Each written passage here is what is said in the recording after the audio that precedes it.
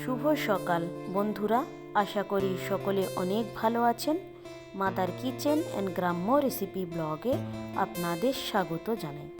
বরাবরের মতো আজও একটা নতুন ভিডিও নিয়ে হাজির হয়েছি আপনাদের সামনে। ফুলকপির ডাঁটা দিয়ে অনেক রকমের রেসিপি তৈরি করা যায়। আজকেরও আমি অন্য এক ধরনের রেসিপি তৈরি করব। সেই জন্য প্রথমেই আমি ডাঁটাগুলো ছোট ছোট করে কেটে ব্লান্ডারে ব্লেন্ড করে নিয়েছি। চিকেনটাকেও ছোট ছোট করে কেটে ব্লেন্ডারে ব্লেন্ড করে নেব। প্রথমেই কড়াতে আমি তেল দিয়েছি, কালা জিরের ফোড়ন দিয়েছি, দিয়ে এবার কয়েকটা কাঁচা লঙ্কা কুচি দিয়ে দিয়েছি, দিয়ে একটু হালকাভাবে নাড়াচাড়া করে নিচ্ছি। এবারে আমি খানিকটা পেঁয়াজ কুচি দিয়েছি, দিয়েও এটাকে ভালো করে মাখিয়ে নিচ্ছি।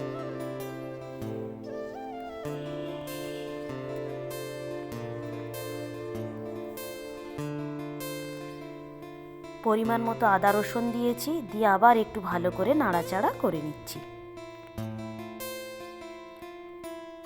আদা রসুনটা একটু ভাজা ভাজা হয়ে যেতে প্রথমে আমি যে চিকেনটাকে ব্লেন্ড করে রেখেছিলাম সেই চিকেনটা দিয়ে দিয়েছি, স্বাদ মতো লবণ আর পরিমাণ মতো হলুদ আর অল্প একটু মিট মশলার গুঁড়ো দিয়ে ভালো করে নাড়াচাড়া করে নিচ্ছি।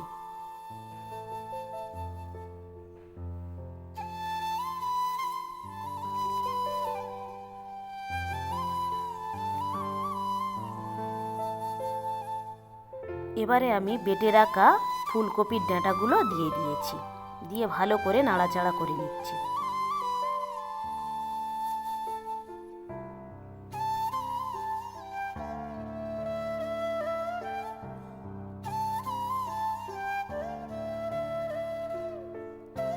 চলুন ওইদিকে ওইগুলো হতে থাক, আমি ততক্ষণ থালা বাসনগুলো একটু ধুয়ে নিই। বাজার থেকে অত দাম দিয়ে জিনিসপত্র কিনে আপনারা কেউ ফেলে দেবেন না। যে কোনো না যে কোনোভাবে কোনো না কোনো রেসিপি তৈরি করে প্রত্যেকটা জিনিস খাওয়া যায়, আপনারা সেইভাবে তৈরি করে খাবেন। আজকের এই রেসিপিটা আমি তৈরি করছি, কেমন লেগেছে অবশ্যই আপনারা কমেন্টে জানাবেন।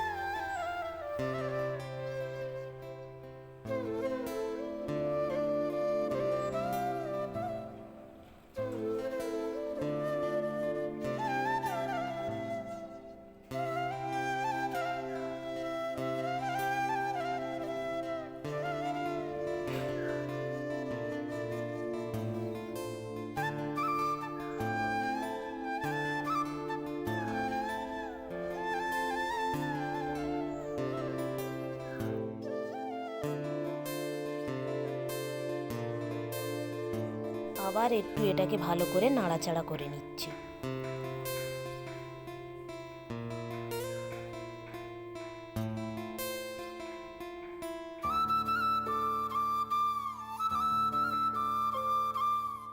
আপনারা প্রত্যেকেই এই রেসিপিটা বাড়িতে একবার হলেও তৈরি করে খাবেন, দেখবেন খুব সুন্দর খেতে লাগবে। উপর থেকে একটু জিরে মরিচের গুঁড়ো আর গরম মশলা দিয়ে দিয়েছি, দিয়ে আবার একটু ভালো করে নাড়াচাড়া করে নিয়েছি। একটা সিদ্ধ আলু আমি হাতে ছেনে উপর থেকে দিয়ে দিয়েছি। আপনারা চাইলে আপনাদের ইচ্ছা মতো আলু ব্যবহার করতে পারেন।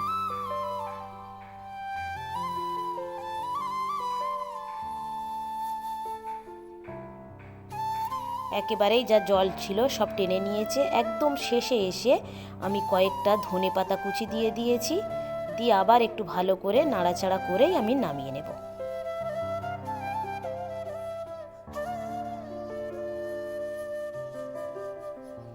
এক এক করে সবগুলোকে আমি তুলে নিচ্ছি। এবারে আমি উপর থেকে হাফ কাপের মতো বেসন দিয়ে দিয়েছি, দিয়ে এটাকে ভালো করে মাখিয়ে নিচ্ছি।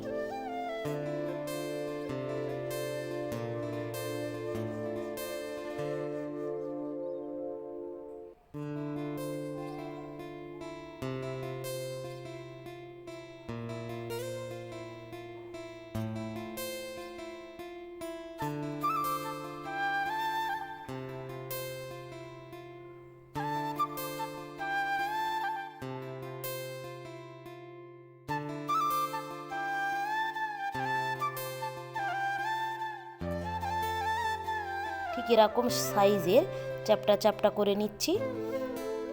আপনারা চাইলে অন্য রকমভাবেও করতে পারেন, লম্বা করেও করতে পারেন, সেটা আপনাদের পছন্দ অনুযায়ী।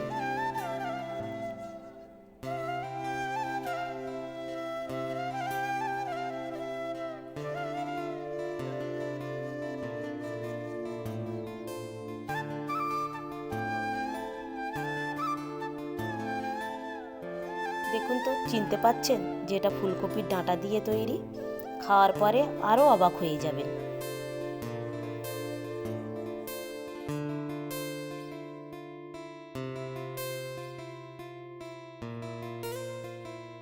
ওটাকে ভাজার জন্য একটু বেশি করে তেল দিয়েছি। এবারে তেলটা গরম হয়ে যেতেই একটা একটা করে আমি ছেড়ে দিচ্ছি। অবশ্যই আপনারা এইটা সরিষার তেলে ভাজবেন, তাহলে খেতে আরও বেশি ভালো লাগবে।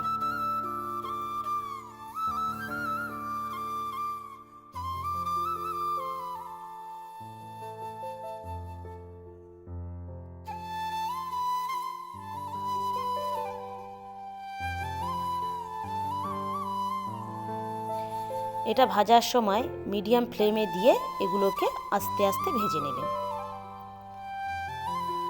ঠিক এরকম কালার চলে এসেছে, আমি সেই সময় একটা একটা করে সবগুলোকে তুলে নিচ্ছি। বাকি যেগুলো ছিল আবার আমি একইভাবে সেইগুলোও প্যানে দিয়ে দিয়েছি।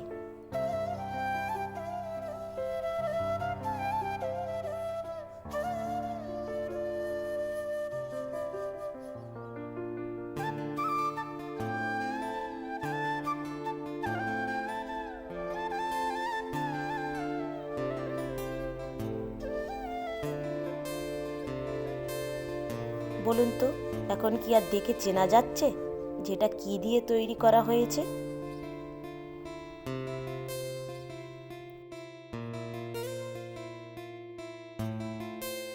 কেউ যদি চান তাহলে টমেটো সসের সঙ্গেও খেলে খুব ভালো লাগবে। ছেলে তো বাড়িতে নেই, চলুন মেয়েটাকে দিয়ে আসি।